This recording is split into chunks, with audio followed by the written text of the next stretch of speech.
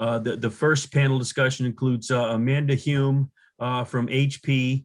Chris Rouser from Comcast is on the panel. It's going to be moderated by Tony Mitchell, Chief Evangelist from Waggl.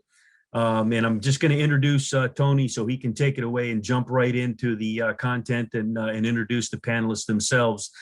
Tony has over 20 years in delivering successful HR, education, and business applications to Fortune 1000 and government organizations, and was Chief Learning Evangelist and had a go-to market for Ninth House Inc. Before he hadn't headed to Waggl.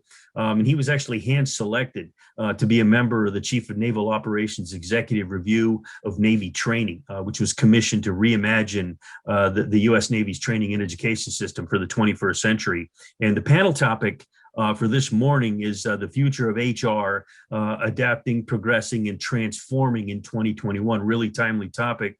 So I'm going to go ahead and turn it over to Tony to get us rolling. Tony, all yours. Virtual floor is yours. Go ahead and take it away.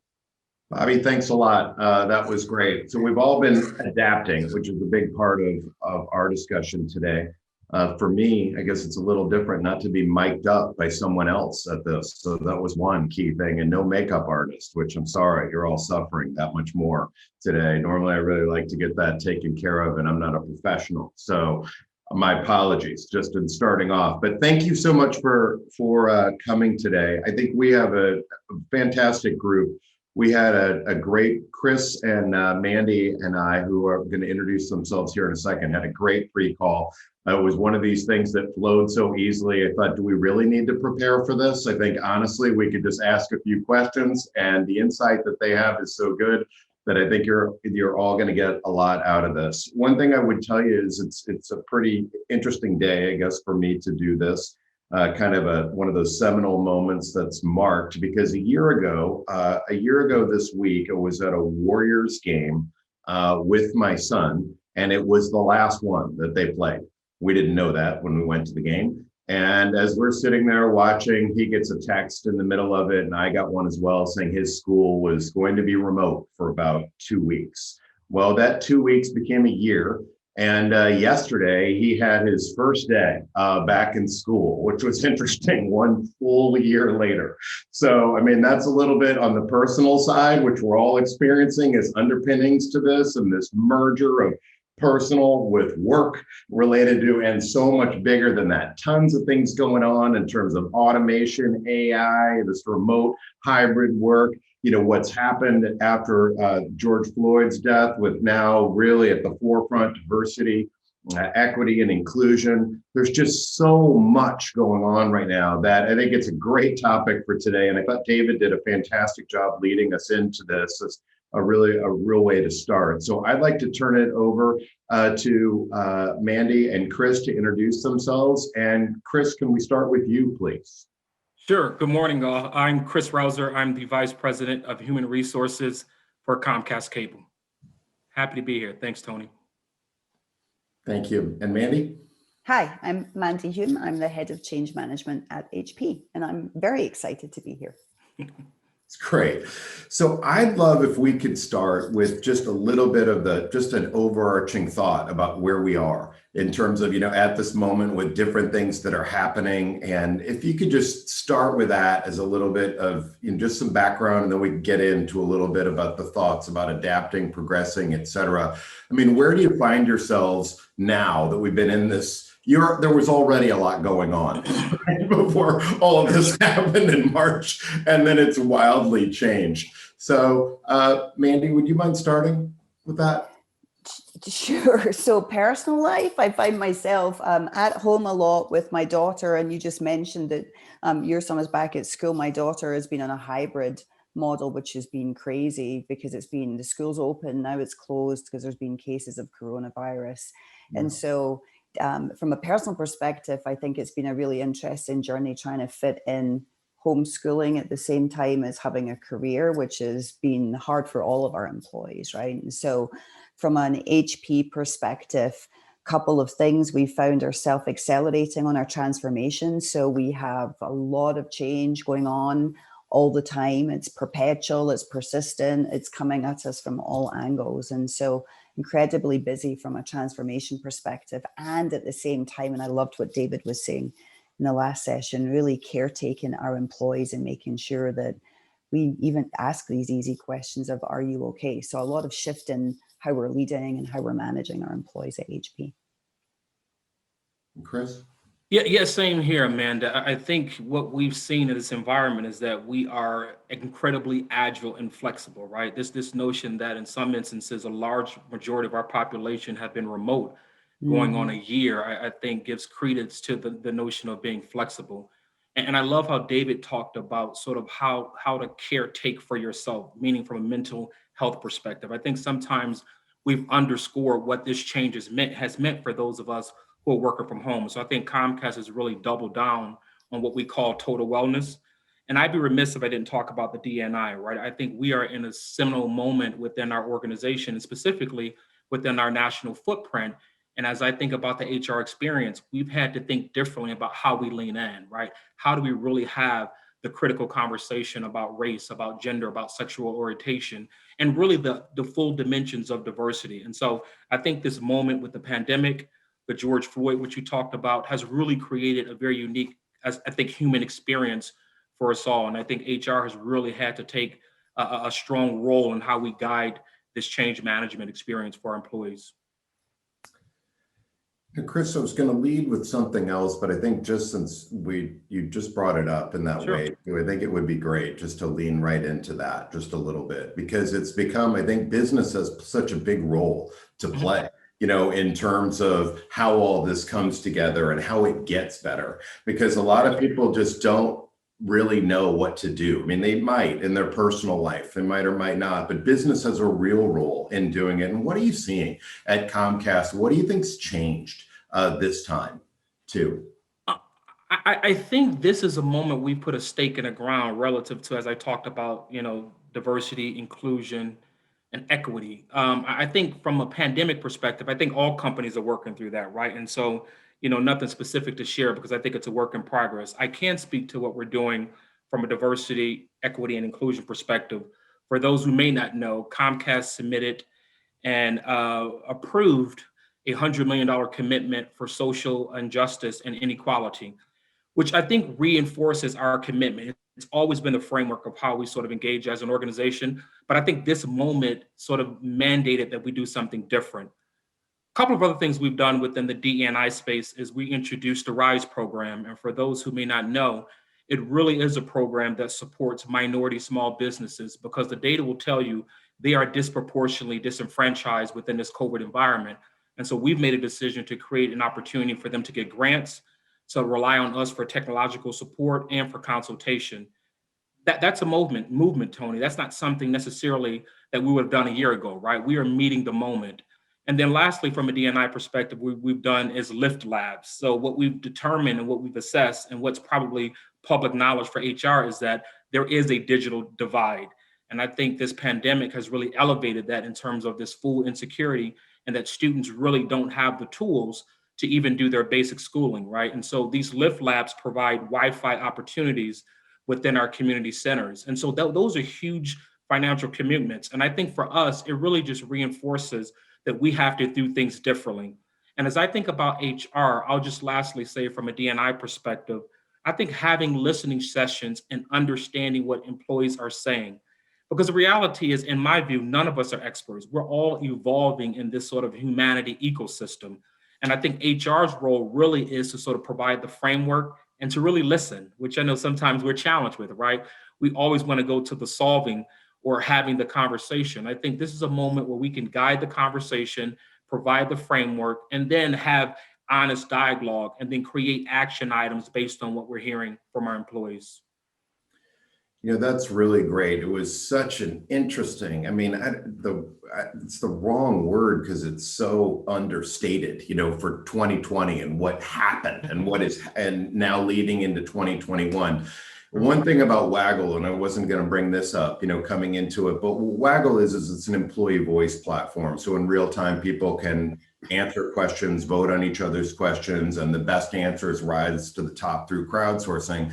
And the reason that I brought it up is because when you brought up listening, it was really interesting as we got into the year, thinking it was going to go one way, as many of us did, and then things wildly changed. And so in the spring, unbeknownst to us, people are now going out, we're going out with all kinds of things related to COVID and about how can we help you to be more productive at work? How are you feeling? Dealing with whole health, all sorts of things, mental health, on and on and on, question sets we would have never imagined. And then as we got into this late spring/summer with the George Floyd and all the protests and just different things that were happening and people really leading change and others not knowing what to do and all sorts of things that were happening, it was also interesting because we had really innovative customers going out and asking, to what you said, just listening. So simple, like open-ended questions to the workforce that everyone could see transparently. Like, what would it take for you to believe, okay, that we're racially, that we don't have bias, that we're fair, okay, these kinds of things, on, and to affirm that for you out there in the world. What positive actions? And we kept hearing our customers say, we need to just start by listening. Forget attempting to act initially. Let's just ask and let it flow for a bit, and then ask a deeper question. And tell us a little bit about that. And kind of just as you started to walk with it, I want to bring Mandy into this as well. So jump in, Mandy. Listening. So initially last year, as part of all of our change efforts, and I can talk from change and just going into our transformation, we are very active in gathering feedback from our employees we have a monthly pulse survey where we have a subset of our employees. But I think the difference, Chris, to your point, right, is that actually the survey is just not enough now, right? It's not just about, hey, we went out, we pulsed the organization, here's the commentary that's come back.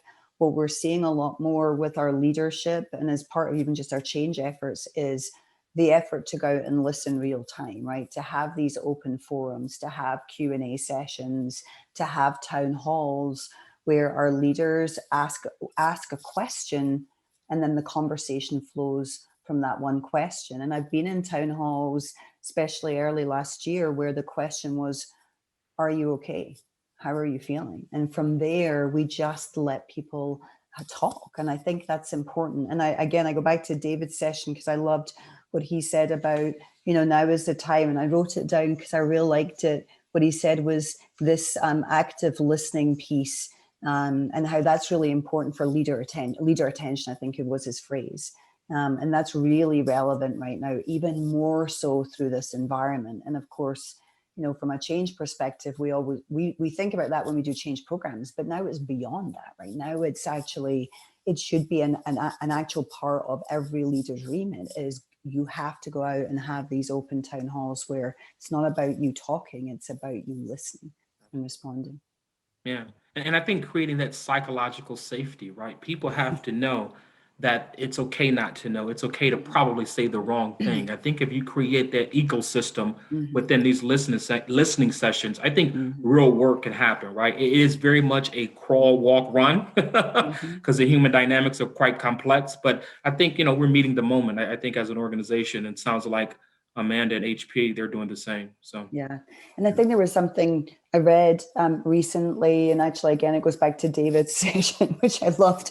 Clearly, you can tell that it was this concept of as leaders, we have to be vulnerable, and actually, if we set that tone where we can say, "Hey, this is how I'm feeling," or "This is a situation I'm in," it actually helps people open up a lot more. So the whole concept of in alignment with how do I create a safe environment where people feel that we can talk as a team or we can talk as individuals with each other and feel safe about expressing how we're feeling is important. And then for our leaders to be equally as vulnerable and saying, sometimes I'm not okay, right? Sometimes there's things, I have a personal life. And funnily enough, I think that it's been interesting watching the history of how we've been using Zoom. So I think initially everybody had their Zoom backgrounds up, which was, here's my lovely place in the Bahamas, right? With the palm tree blowing in the background.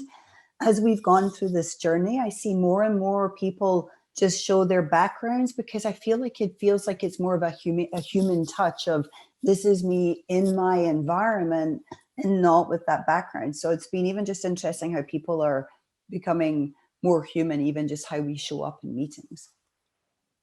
I'd really agree with that. I think that dovetails really well with kind of the next part of this that I thought was great, you know, in our pre-call, a little bit around employee experience and what's happening there. And Mandy, I thought you had a great piece to talk about related to the employee journey too, and what's happening, you know, at HP and sort of, you know, where you were maybe 5 years ago with customer experience and a customer journey, and then getting into employee experience and employee journey. Could you talk a little bit about that with everyone? I think people are going to find that really interesting.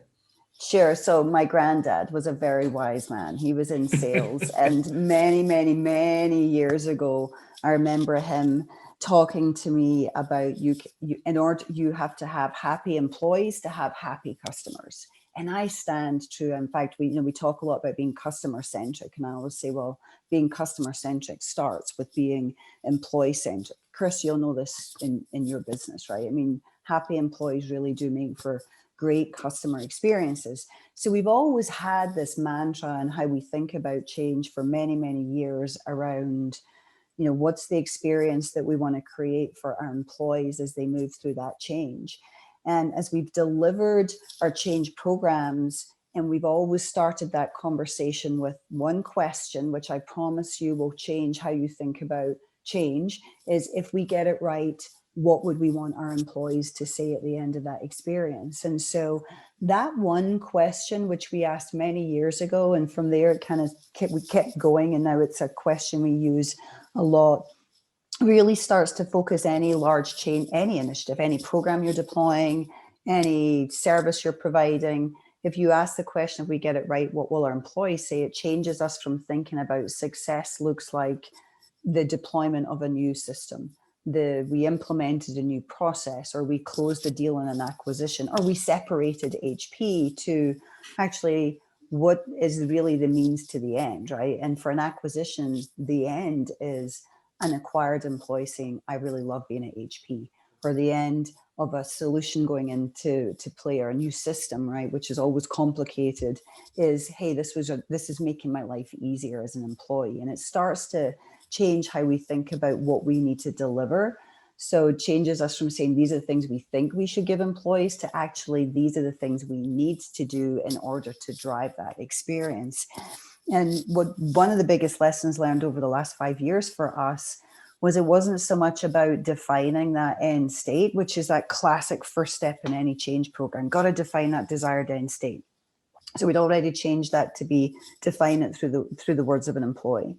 But actually what we learned, and to your point, Tony, we took a leaf out of our marketing friends' books and we said, well, hang on a minute. We always think about customer journeys, right?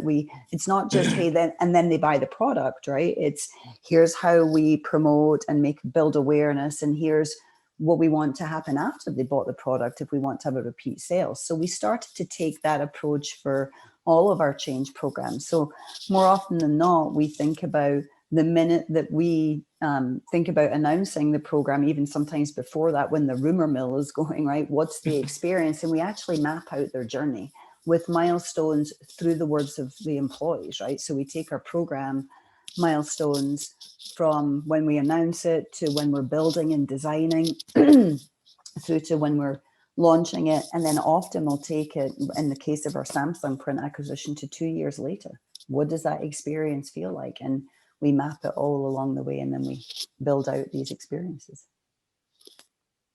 Big lesson learned. Huge. It's interesting. I remember reading a book, this is like 20 plus years ago, and it's still among the best business books I ever read. And it was Herb Kelleher, the founder of Southwest Airlines. And the book was entitled Nuts. And at the time, so many things that he was doing were pretty revolutionary for, a CEO of a Fortune 500 company. And one of the great things was that he said that you just referenced, Mandy, but he said, listen, our customers don't come first. And I mean, this was shocking, right, to people. What do you mean your customers don't come first? And I just remember this stuck with me so much. He goes, our employees come first. And he made this great point. He said, he's like, imagine, he said, if someone comes up to one of our people who are checking people into the flight and they start screaming, okay, at whoever our attendant is who's there, and a manager walks up. And they said, and imagine the manager just deals right with the customer's problem, doesn't recognize the employee at all, just assumes they're wrong, treats the customer the way they think the customer is going to. And his point was, what do you think the after effects of that are going to be? Like across our organization. And it just always stuck with me. Yeah. Chris, you seem like you're ready to jump in. No. I love it, right? I think it's the thing that in my role, I always sort of articulate this notion of and leaders. And so and leaders sort of manage performance and engagement. And what you're talking about, Amanda, Tony, is spot on, right? I think that this notion of just focusing on KPIs and not doing a double click on how employees are showing up. Can they bring their best self to work, right? Mm-hmm. Can they be authentic? Can they be genuine? If we can get that right, I'm a firm believer that the residuals will care for it, be it business outcomes, customer experience. That employee experience is fundamental, certainly when you think about the complexity of today's workforce. So I think you're spot on, Amanda. This whole journey and leveraging that to really sort of understand what employees are saying, I think is spot on. We absolutely need and leaders versus leaders who are managing performance at the expense of engagement and vice versa, right? I think just the work dynamic is just too complex to be one-dimensional, I think. Absolutely. And I think it's important. I mean, behind every great change, it's an employee that's driving that change. I mean, that's what we've always got to remember, is that if we get the best of digital solutions, we still need our employees to make that happen. So we spend a lot of time talking about that. Chris, you shared something which I thought was really good and in earlier, which was basically around leaders and employee experience. And when we were talking, you said a little bit, so having a leader think about what's it going to be like, okay, in a year, effectively, okay, in terms of what's the experience going to be for the employees that are in your organization related to you, and having them think about that before, and that this is actually a change that you're trying to work through at Comcast. I just thought that was really cool. Could you talk about that for a little bit? Sure. And I think it's some of what we talked about before. I think when I think about, and I love this notion of what's the future of HR, I think D&I, for us, we put a stake in the ground. It is a fabric of how we will engage. So again, how do we prepare leaders to really lead what I call the dimensions of diversity? So not just optical diversity, but sexual orientation, gender, race. How do we understand and help our leaders get there? Because in some instances, when you think about Generation Z now entering the workforce, you can easily have a work group of 4+ generations. And so this notion is how, from an HR community perspective, we upskill to understand that we really are leading and operating very complex and challenging work environments. How do we get upskill on what great looks like in terms of human dynamics, and then provide infrastructure for our leaders? Because the reality is, and I've read studies that say we tend to sort of lead comfortably within our own generation. And so having us think up and out that if I happen to be a Generation X, how do I engage my millennial, Gen Zs, and baby boomers, and making sure they can sort of bring their authentic self, but also sort of acclimate to the new normal, which is a blend of all of us, right? And so I think that's the one thing that Comcast is really focusing on. And we really are doing it via a learning journey, because again, we're all upskilling in this space. And so as I think about the future HR post-pandemic, I think leading complex teams and making sure we have dynamic leaders to do that is paramount. And this is where I think HR can add instant value, right? It could be certainly through course curriculum, but I also think employee resource groups, which we've leveraged, provide a phenomenal vehicle of diversity, right? We have this notion at Comcast that says, you don't have to be to belong, right? I am not a veteran, but I'm still a member of a veterans ERG. And in doing that, you begin to see insight on other people's experiences. And then you can leverage that as a leader who is managing a very diverse and complex team. And so again, I think I focus on D&I, employee resource groups, and then leveraging HR to help build some infrastructure on how we lead differently in a much more complex universe. Great. So as we, going forward a little bit with this, Kristen, maybe just to go one step further, you talked about dimensions of diversity Mhm. too, and I know you just touched on it a little bit right there, Sure. but it is complex. There's a lot going on. How are people responding to this? I'd love to hear from both of you because Mandy's so involved in like global change management all over HP and people and culturally, just all these differences as you get into, there's so many things when you get into countries and specificity. What are you seeing related to the dimensions of diversity? And Mandy, I want to bring you into this too about the whole like globally, like what you're seeing and how this is happening, because clearly this is anything but a US thing, right? So go ahead, Chris, can you? Amanda, do you want to go? Or go ahead, Mandy. Sure. So I'm going to talk from a change perspective. I think that, and I love, Chris, what you were saying about tapping into ERGs, because when we look at change, especially I'm going to use the separation. When we separated all these years ago, we had a center-led strategy, but actually the changes happened locally by country. So we had 67 countries at that particular point in time where we had to look at how do we separate a company there. And so for us, we're very much tapped into our change agent networks, including our ERGs, and all types of different working groups across the world. So we use these different groups to ensure that when we do drive change, that we do it at a local level, which is attuned to the cultural norms and how people function and work within their local country. When we did the acquisition of Samsung Printing, which was very interesting because they're predominantly a Korean company. So we had to make sure we had to take away and I can say Americanisms. I'm an American, but originally from Scotland, in case you were wondering. But we had to take away our Americanisms and think, well, how do we communicate and work within the Korean culture as well as the Samsung culture at the same time? And you have to take off your assumptions and all the way that you think and say, I have to go and listen and learn. And how do I engage with local country people to help us understand what's the right way and the best way to communicate a change initiative? And I think it's always being in that learning, that growth mindset of being very open to listening and understanding not what works for me, but what works for the people that I'm driving change for. And we love to tap into our ERG groups and just people. HR plays a huge role in that, Chris, right? Because we typically tap immediately into our HR business partners and generalists to say, what's the best way to deliver this experience that's going to resonate with people on the ground. Mandy, what have you found is a good way to share these lessons learned when you're thinking globally with all these people? Because you're at the fulcrum of it, managing this globally, change management for all of HP. It's a huge, opportunity, job, et cetera. I mean, what do you, and as an example, so I was working with a really sharp woman over about 2 years ago, and they're a Fortune 50 company.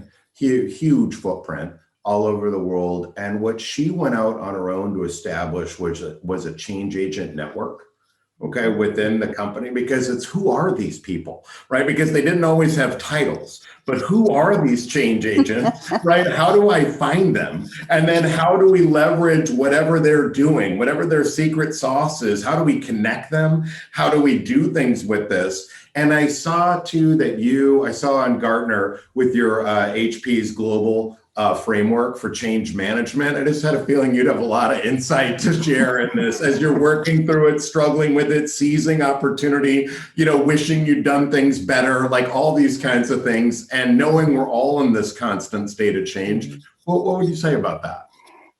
So I've been blessed to be in this role for 10 years. And one of my mantras in this role has been share the love, right? Every time that we learn something, publish it. So yes, we did build our own framework a few years back that really was centered on the whole employee experience. And you're absolutely right, Tony. I think that if you'd asked me 10 years ago, if you said to me, what role are you going to be in 10 years ago, I would never have had the title change. I would have called myself engagement or communications or learning lead, because we didn't really talk a lot about change. So it's hard to find, right? Because a lot of people we found dabble in the change experience arena, but they're called program leads, or they're called HR business partners, Chris, as I'm sure you know. So we have been very open about having our framework, and we have like online communities. We just invite anybody with, and I love how you said you don't have to be to belong, right? We have that mantra for our change network.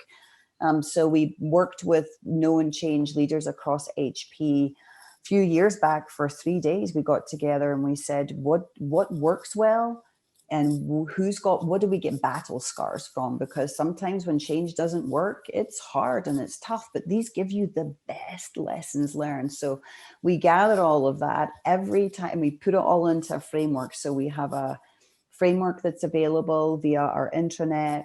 We've done a lot of PR around that framework, because we don't want to, my goal is to have every single person in HP understands the importance of the change experience, and anybody can pick up our framework and build to kind of like the 5 or 6 critical things that you need to do to shape an experience. So we have all the tools and resources available internally. We offer on-demand training. We actually do a lot of sessions where we just go in and talk about our experiences. We do a lot of consult work, so we're very open to, you know, working with business leaders or teams across HP just to offer our guidance. And then the one thing that we do, Tony and Chris, is every time we do a major change initiative, we will publish the change strategy at the end of the initiative, along with, we always do, I read a book once called, I think it's called The Unicorn Project, which was a great story about IT and implementing IT systems. And at the end of it, they did what they called a blame-free postmortem. So we actually do these blame-free postmortems at the end of every change event, even when the change has been gnarly and it hasn't gone to plan. These are the most important. So we have these environments where it's safe to speak up and say, and I do it a lot, and you have to set the cadence, right? I was wrong as a leader. We could have done this. I could have done this better in my role. And that kind of sets the cadence. So a lot of feedback sessions, a lot of reviews, a lot of gathering and documenting, and then just being really open to sharing what we've learned with everybody else, right? Because our goal should be, we want everybody to be able to drive a great change experience for our employees. You know, that gets so I love much. that. Well, go ahead, Chris. No, I was going to say, I love that, Amanda, right? That this notion of sort of being very transparent about the change. I think sometimes we don't do enough of that, right? I think, you know, Comcast, we're on this journey leveraging internal employee surveys to sort of assess where people are. But I often say, you know, in the absence of information, people will create their own story. And so similar to you all, we use the ADKAR model, and it really is a very basic sort of change management tool that allows you to assess the magnitude of the change and then course correct based on employee feedback. So I think that's spot on. Yeah. You know, when I first joined HP many years ago, I remember I was leading engagement for their technology services organization. It was my big career step, and I was slightly terrified when I was doing it. Anyway, long story short, my manager at the time connected me with the global head of employee engagement, a woman called Debbie McIsaac. She's now my best friend at work. And I remember before that call, coming from a business unit and always being in a business unit, but knowing that sometimes corporate is real bad at shutting down stuff. No, you cannot do this because this is not the way. And I remember meeting with Debbie, and her question to me was, how can I help? And I remember going, wow, she's not, because I was slightly terrified she was going to shut down the work that I had underway. And I remember going, wow, this is amazing. She wants to help me be successful. She doesn't want to hinder me. And so I've always had that mantra of, in the corporate global role, part of our role should be to share the best practices and lessons learned. It shouldn't be that we keep it like this and say, well, it's our way or the highway. It should be, you know, here's what we've learned. And then one of the things that's really important is that reverse feedback. So we've had meetings with people that have said, hey, in fact, I've got a meeting next week where we've started to develop a kind of a managing through change framework. And it's been developed in the business, and we got wind of it, and we were like, we love this. Can we take this now? And can you help us build this out so we can share it out? So I think our role in corporate is changing a little bit. It's not just about do as I say, but actually, here's what we've learned. How can we help you be successful? It's really good. Chris, you mentioned that one of the big changes going on at Comcast is the fact that a lot of the leaders that you're working with are now being responsible too for helping to achieve better business outcomes. And it's not like they weren't involved before, but much more around the outcome and helping to achieve it even more tangibly. And you talked about things like P&L and being all sorts of things. Can you talk about that as it relates to change? Because I think that's a big part of you mentioned within your own org as a big kind of step. Yeah, so I think it's two things. From a leader perspective, I think we're introducing this notion of broad sort of business acumen. I think naturally people tend to operate within their silo and they become functional experts. And so we're rolling out initiatives at the most senior levels, starting there first, to really open up the chambers of learning, right? And you talked about growth mindset, Amanda, which I love, getting people in this constant state of learning, not only just within their world, but all functions of the business, right? Things that impact bottom and top lines. That's one of the things we're doing from a leadership perspective. So even if you are in human resources or government affairs, you're understanding P&L, you're understanding kind of what the sales puts and takes are, right? Broad sort of business acumen development. And then the second thing I'm introducing from an HR community, and I feel like we have an opportunity to kind of redefine the HR value proposition. HR is a phenomenal function. And I think where we are now is we really are becoming and are serving as strategic partners. And what I mean by that is we're really connected to the bottom and top line. And so we're introducing initiatives that address business outcomes that happen to have a human capital impact. I don't know if that was the HR of 20 years ago, right? I think this notion of understanding the business in a very fundamental way and then taking a step back and then sort of assessing the human capital impact and introducing solutions, it gives you instant credibility, I think, to the leaders. And so upskilling the leaders broadly and then redefining the role of HR is something that we're working on in tandem.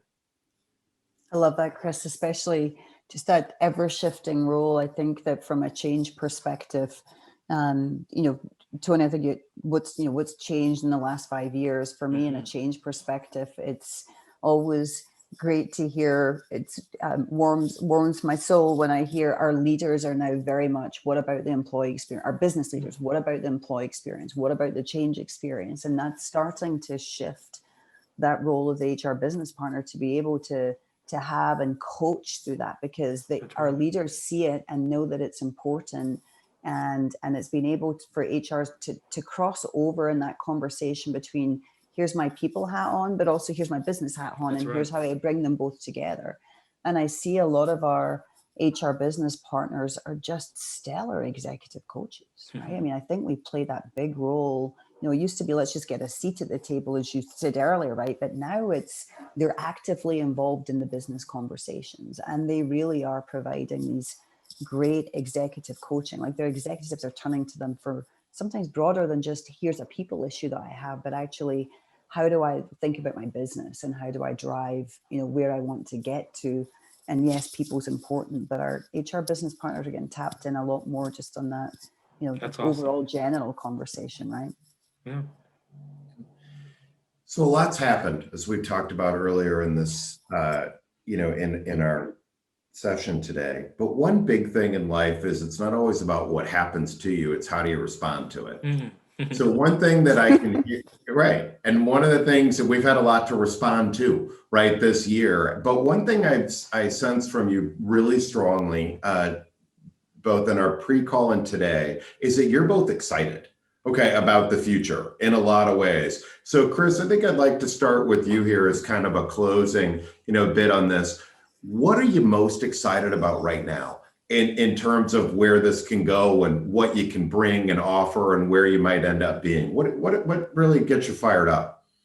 Yeah, I think the tenacity of the human spirit is what excites me, right? I think what COVID has told us more than anything else is that we can be bold, we can be flexible, we can be agile. I think post-COVID we should remind ourselves of that, right? Thinking about our roles different and even the organizational makeup, right? What does a remote workforce look like and when does that make sense, right? How do we redefine sort of the physicality of positions? I think that's something that fundamentally we have to be very, very sort of strategic about that post-pandemic. And then I think from an HR perspective, and I said it before, how do we add value? I think the future of HR is leading in on DE&I, so sort of being the framework, but not necessarily always the voice, leveraging the voice of the employees. So I think connecting to the voice employees will continue to be important. I think understanding, again, the generational changes, that diversity is very broad, and how do we leverage that? And then ultimately, I think making sure we create a safe space for people to be the best version of themselves. And I know that seems a little soft, but it's a Herculean effort, right? We got to create this space where people can have the tough conversation, can disagree, and still sort of coalesce around the goals of the organization and the employee base. And so I'm excited about what this has shown us we can do as an HR community and more broadly as a human race. I think our ability to kind of excel when in very difficult times when we've been tested is something that we should not forget a year or 2 years from now. Well, I think enabling that piece about being able to bring your whole self to work, being able to, be honest, having psychological safety, that you brought up earlier, right? And achievement, all of a sudden, these things, like to your point, it's not soft. I mean, this stuff gets to employee experience in an enormous way, which we all know drives customer satisfaction down the road. And not everybody puts all these pieces together, but it starts with something that might be, quote, soft. It's actually the foundation of nearly everything, going forward. Mandy, what would you say? Well, one of the things, and I'll speak from my own personal experience, but I think that, one of the things that has blown me away is, as you said, Chris, just this flexibility that we have as human beings to cope even when we are in the most adverse of times. And one of the things that I've noticed a lot, and I think mobility is definitely an important conversation that we're actually just having right now in terms of what does it look like post coronavirus. And one of the things that I think has been really interesting is that sometimes when we're moving really fast in business, we get very focused on just moving fast in business and we forget that we're all human beings. And I think that one of the silver lining out of this last year has been we've all as individuals, as employees, as leaders, become more vulnerable and more human, right? We're seeking these connections that sometimes we'd be moving so fast,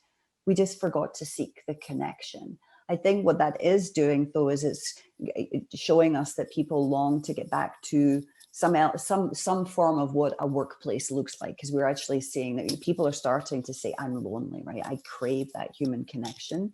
But I feel within HP anyway, that we've got very much focused on the being yourself and bringing your best self to work, but it's the whole of us. It's not just we just want to hear about your work. We want to hear about you as an individual. And I think that's been beautiful to see over the last year. And I hope that continues, because it's made us all take, I think, a step back from, it's not just about work, right? It's about who we are as individuals and who we are. So it's the first thing. For what gets me excited is just, for me, the constant focus and the stepped up focused on the employee experience, right? We know that when we think about the experience and we create great experiences for employees, well, anything is possible. And so I'm so excited to see what that brings as we go forward in the future, as we have even over the last year, I've seen such a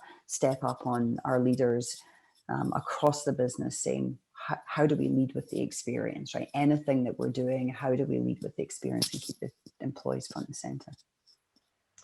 I think that's really cool. I think this combination of really diversity, equity, and inclusion with great employee experiences, I think, are a really positive thing where business can really lead in a lot of ways at making the world a better place. I also think some of the thoughts around stakeholder, capitalism too, are great, where it's literally, it's almost similar in a lot of ways, where it's a big world right out there. And are you making the world better or worse? Right? It's like literally on a daily basis, both in your organizations and in our places in the world that you're helping to create. I think it's such a big thing, and it really is connected. And it starts with really caring in a lot of ways, which is what you both shared a lot. I want to thank you all for the time today. I think this has just been a fantastic conversation for a number of just participants that are out there, because it's just so honest. In terms of, we led, I think David did a good job of setting us up, in terms of just being vulnerable. And I think both of you were fantastic today, just sharing your journeys where you are. And it's a there's so much opportunity out there. It's good to be optimistic. And I love that. Any parting thoughts here? And Bobby's joining us, I think, to say it's not quite the Oscars music coming up, but close. Bobby, you want to jump in here for a second? Yeah, I was going to jump in with some questions, and obviously to second your thoughts about how fantastic the panel was today. I know we're just about on time, so I didn't. Did you want to close anything before I ask a quick question? No, I think jump right in, please. Fire away. Yes. Right. All right, I got a couple of hopefully quick ones here, because we are pretty short on time. This one I'll direct first to you, Chris, if you don't mind. We've been focusing a lot today. I say we, like I was part of the discussion. You guys have been focusing a lot today on the people aspect of all of this, which is clearly important. That should focus. But you had mentioned earlier about a digital divide, and I wanted to ask you, how is that being addressed, like from a tech standpoint? Are you able to address these challenges internally, or did you have to utilize some third-party solution providers to kind of bridge that tech divide? How did that work for you there? Yeah, we are a tech company, so we're fortunate enough to be able to build it and then sort of provide it as a service to our customers. And so the Lift Labs is all Comcast. And so it's really Comcast providing our solutions within the community centers. And then, of course, I don't know if you heard of Internet Essentials, which is our internet service for low income. It's all things that we provide as within our structure from a Comcast perspective. And it really is to kind of mitigate the digital divide. And again, we're fortunate enough to have resources to be able to do that as great community stewards. Yeah, no, that is good and fortunate for sure. That a lot of companies and people out here probably won't have that. So I'm sure they may follow up with you and hit you up maybe for some suggestions on how. And then one more real quick question. I'll direct this one to Mandy there. I know you're talking about how your leaders are finally seeing the importance of people as it relates to the business and business outcomes like that. The question I wanted to ask is how or who develops and leads the executive coaching initiatives at HP? How did you come about developing all of that? Oh, so I want to just correct. I wouldn't put the emphasis on finally. Our leaders at HP have always been focused on our employees. They have always viewed them as important. From an executive coaching, I think the context that I was sharing was just the role of HR and how we are as HR leaders playing that multi-hat role of coaching with our executives. We have our own people development team, so we will either offer executive coaching services in-house if need be, or we'll have mentoring programs where we'll connect leaders with leaders, or alternatively, we will also buy in services for executive coaching. It's all really dependent on the leader, the scenario, and what we're trying to get to from that perspective. Okay, yeah, good. I probably should have specified that you weren't to HP specifically with the final comment there. Yeah, I think that's more. I think that's more of a multi-industry type of a challenge out there. But I appreciate the insight on that. And unfortunately, we are out of time, guys. But I'm sure that several other questions, and we will reach out to you for input on that, because again, the platform is going to be open for quite a while. So, on behalf of everybody in the audience and us at Opal Group, thank you so much for joining us, everyone. Awesome. Thanks. Take care, all. Really fun.